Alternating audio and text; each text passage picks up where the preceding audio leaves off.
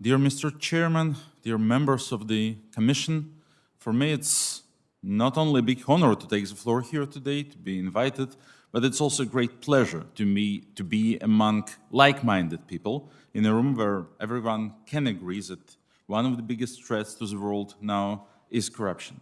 Global corruption, to be more specific, which is a rather new phenomenon made possible by globalization of financial markets, modern technology, better connectivity. The world has become small, which provides great new opportunities for expats, digital nomads, travelers, businessmen, but also for kleptocrats. President Biden will soon be hosting the first Global Summit for Democracy, and according to its official website, there are three main topics to be addressed during this summit: defending against authoritarianism, addressing and fighting corruption, and advancing respect for human rights. Our experience in Russia teaches us that these are not three different topics, but actually one. The opportunity to steal money uncontrollably is the key motivation for very many leaders to convert their rule, even after they have been elected democratically, into an authoritarian one. And to demolish human rights and basic democratic institutions is just their way to protect their stolen assets. A corrupt government has no choice but to silence the independent press because they can't allow their crimes to be investigated. A corrupt government has no choice but to rig elections because they can't allow themselves to become outvoted. A corrupt government has no choice but to destroy independent courts because they can't allow themselves to be challenged in court with an unpredictable outcome. So, in order to be able to censor the press, rig the elections, deprive the judiciary from any independence, they have to become authoritarian. That's a very sad path that Russia has taken during the last 22 years under Vladimir Putin, a path very well documented by the Anti-Corruption Foundation, an experience we believe is worth sharing with also other countries. So let me make just a few observations based on this experience that the Anti-Corruption Foundation, created by Alexei Navalny, has obtained in Russia over the past 10 years. During this decade, we have investigated hundreds of cases of corruption among the country's top government officials, including the Foreign Minister Lavrov, the then Prime Minister Medvedev, and President Putin himself, of course. Our investigations featured palaces, private jets, yachts, jewelry, and other luxury items with a total worth of billions of dollars stolen from Russian taxpayers. But even more importantly, they allowed us to reveal several very significant patterns that repeat themselves in the course of action of every corrupt government official, be it a government minister or a mayor of a small town with dilapidated roads and public schools. Here is the most important takeaway based on our experience. Every successful kleptocrat operates not in one, but at least in two countries.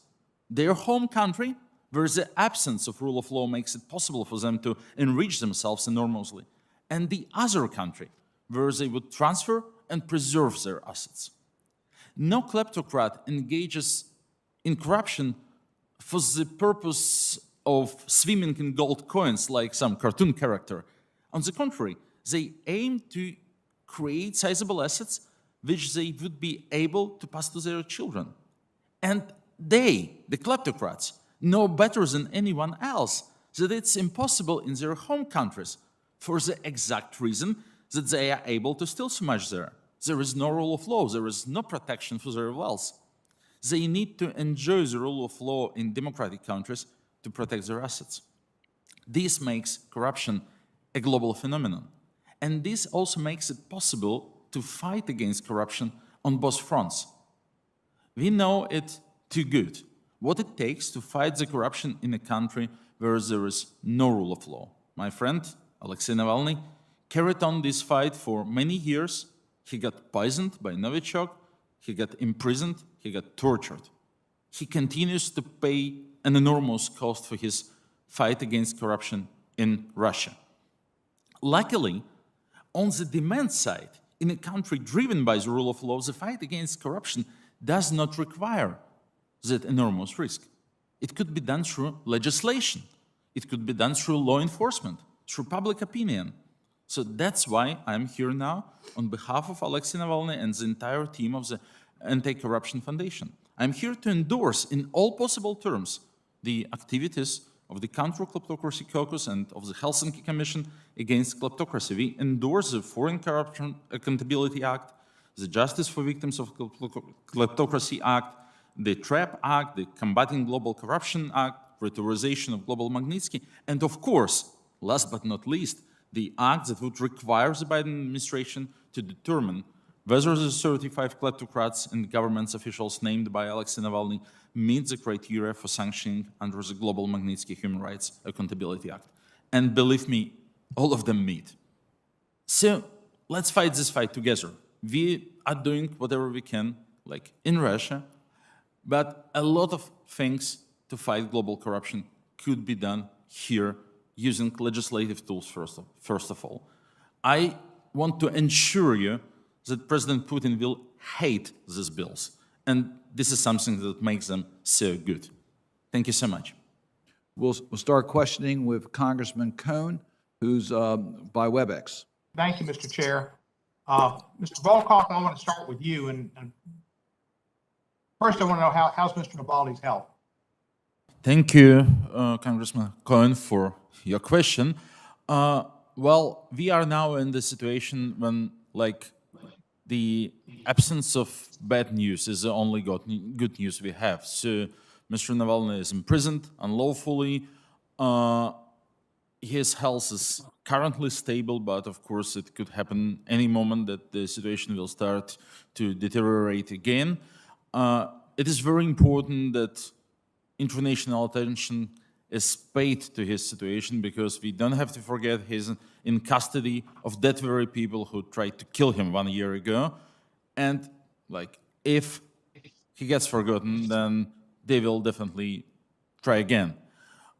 So the situation is dangerous. We have learned recently from a media report published by the only remaining Russian independent TV station, TV Rain, that they actually created a solitary confinement situation for him without putting him in solitary confinement. He is in a barrack with like 20 other inmates who are not allowed to talk to him, to communicate to him, even to wave to him. So there is actually a lot of like psychological torture applied, but his spirit remains high. And that's the most important thing. Well, thank you. So public attention and notice on his circumstances is important to his success and survival. Is that correct? Yes, very much so. Now, you've moved out of Russia. Is that correct? We operate from abroad after our organization has been outlawed. We have been designated as an extremist organization, so something like Al-Qaeda. And yeah, we had to move our operations abroad just to protect our employees. Otherwise, it would be too dangerous for them to stay inside the country. How does this affect your health and your employees' health and your work? We are very determined to make President Putin regret that he has pushed us out of the country. Of course, while many opportunities are now lost, we had to close our like physical offices inside Russia, so it's not so easy for us to communicate to our supporters in the country as we used to. But also, operating from abroad yields us many new opportunities that we try to use. Just to give an idea,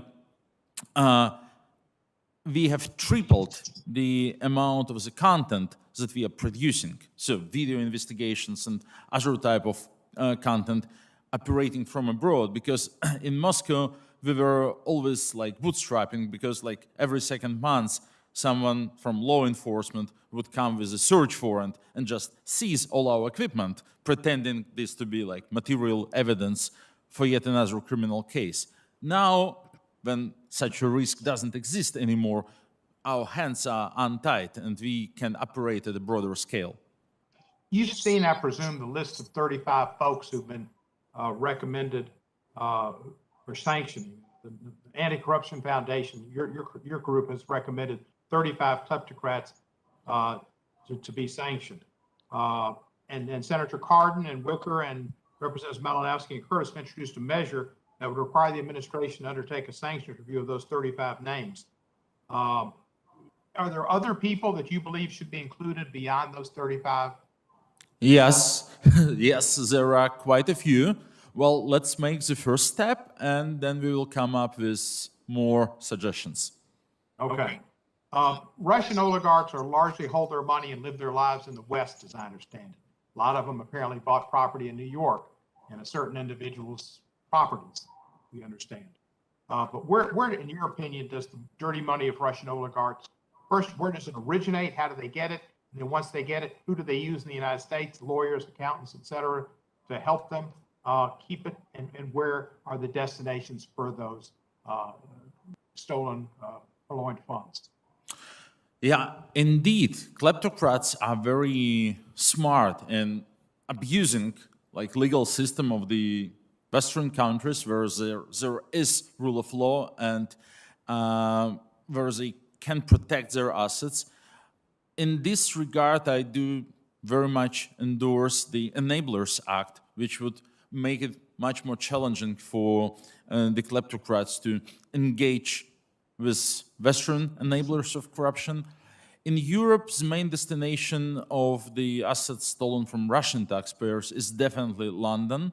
And so we believe very much in the possible, hopefully possible, US-UK cooperation on sanctions the Russian oligarchs. This would be the more efficient. Well, as you know, European Union is very complex. 27 countries needs to agree upon everything, with every country able to execute a veto right. But luckily, London remains the main destination for Russian taxpayers' money, and US-UK cooperating on the sanction list, on global Magnitsky, on other measures such as Enabler Act would, I believe, be the most efficient way to proceed.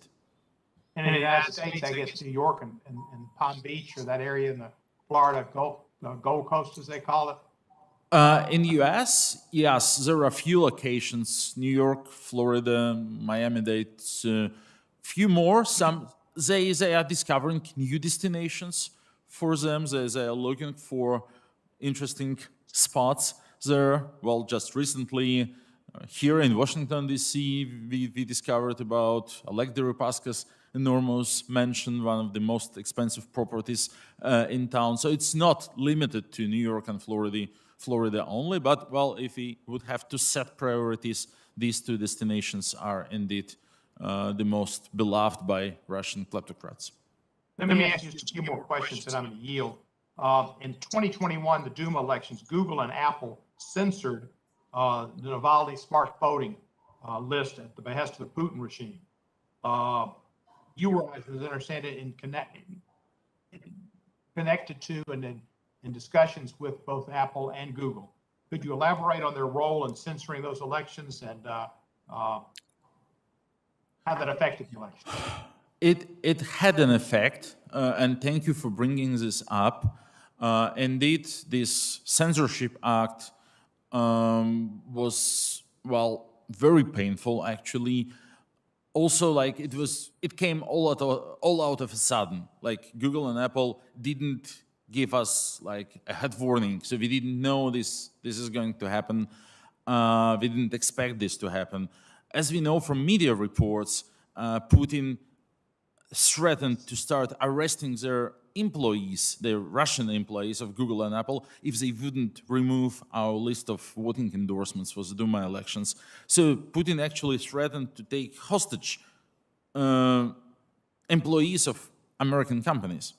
And we believe the way Google and Apple dealt with this crisis was definitely not the best way to deal with a terrorist who is taking hostage. We, as developers of this voting application and of this endorsement, like the Navalny team, the Navalny Foundation, we yet to get an official explanation from Google and Apple, not to say an apology for what happened. So I anticipate that it could happen, realistically, that the pressure was so strong that they were not able to withstand. It happens sometimes.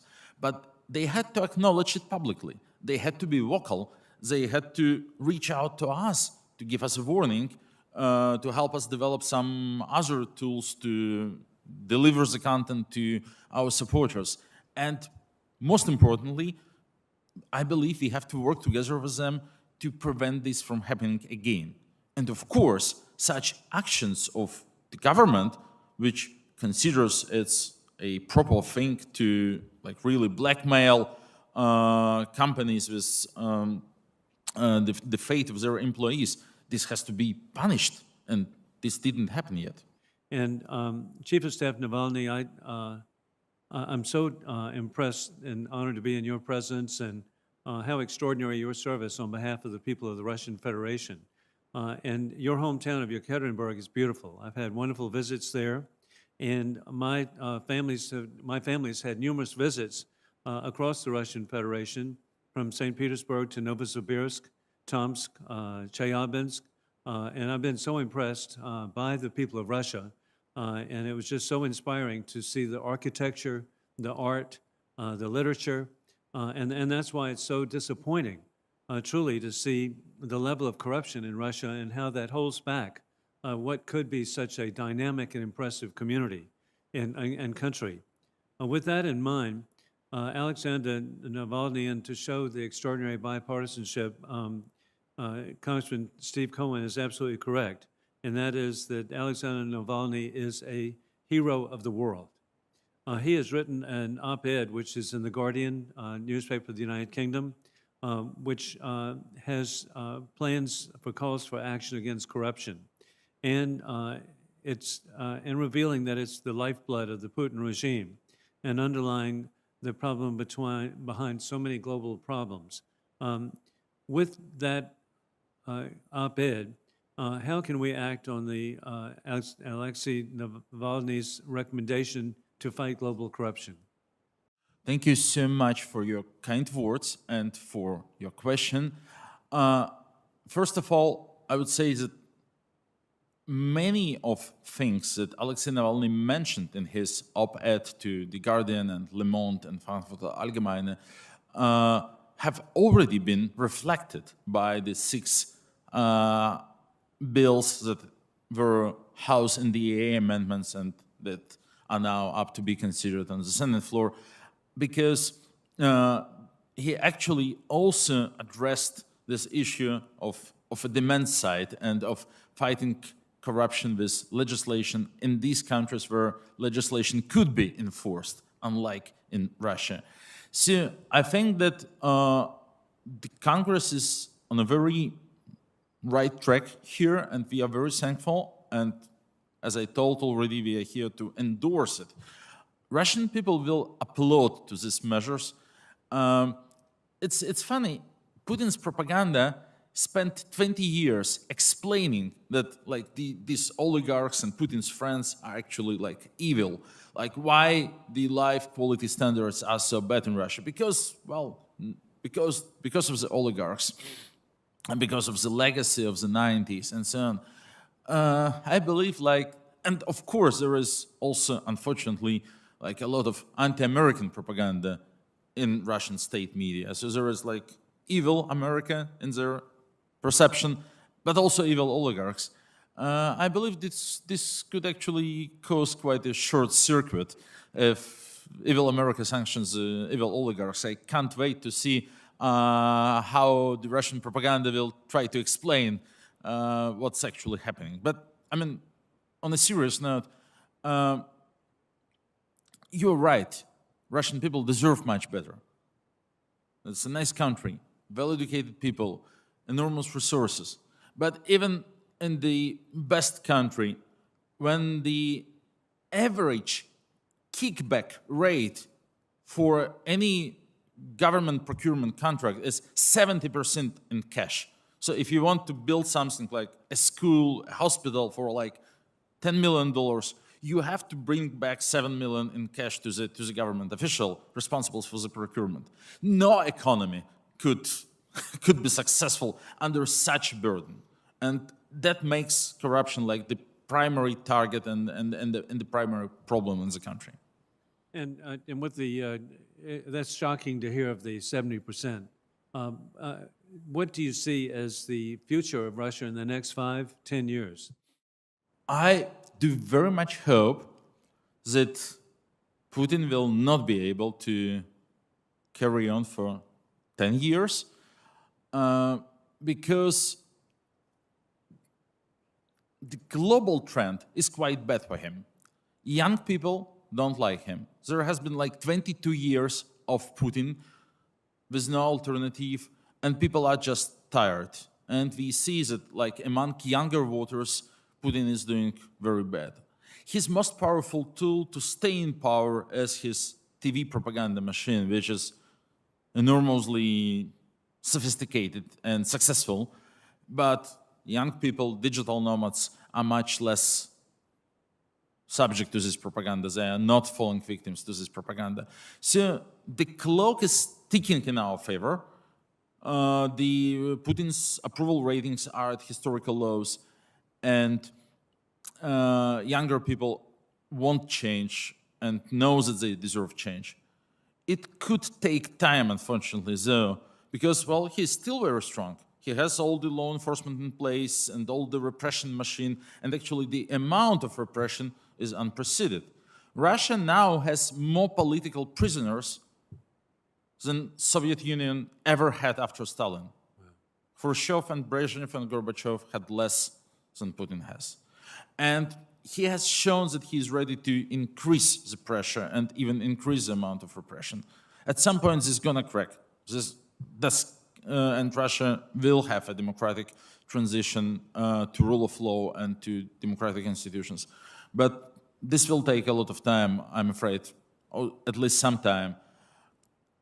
Targeting corruption, making corruption less fun for Putin's friends, for his elite, for his oligarchs, could contribute to internal tensions within the regime, could create splits that probably will make this process faster. My first question is for Dr. Volkov. Thank you for your testimony. I was particularly interested in one of your lessons you shared in your written remarks about Russia, enlisting former high-ranking European politicians with what you described as alternate retirement plan to serve on the board of directors for Russian state-owned companies. One example that stands out to me is former German Chancellor Gerhard Schroeder taking a leading role overseeing Nord Stream, a project that started during his term in office. What do you see as potential solutions to this problem, and how can we more effectively tackle this strategic corruption that has such a concerning impact on Western democracies? Yes, indeed. Thank you for your question. And unfortunately, not only former Chancellor Schroeder, the former French Prime Minister François Fillon is another member of a board of huge Russian state-owned company, and the foreign Prime Minister of Finland, and the former foreign minister of Austria, Karin Kneißl, and few others. The problem is not even that some of them becomes employed by the Russian state. The problem is that they know such an option exists, and, well, it affects their judgment. I know that Germany develops now a law that effectively prohibits German former government officials to accept such kind of job offers. I believe there should be some legal framework developed on a global Western scale to prevent this from happening. Because otherwise, yeah, it will remain a huge problem that people will just have a second thought. Should I say something bad about Putin or not? Because this would kind of strip me of some of nice options in the future. It is a very sophisticated way for them to distribute corruption, unfortunately.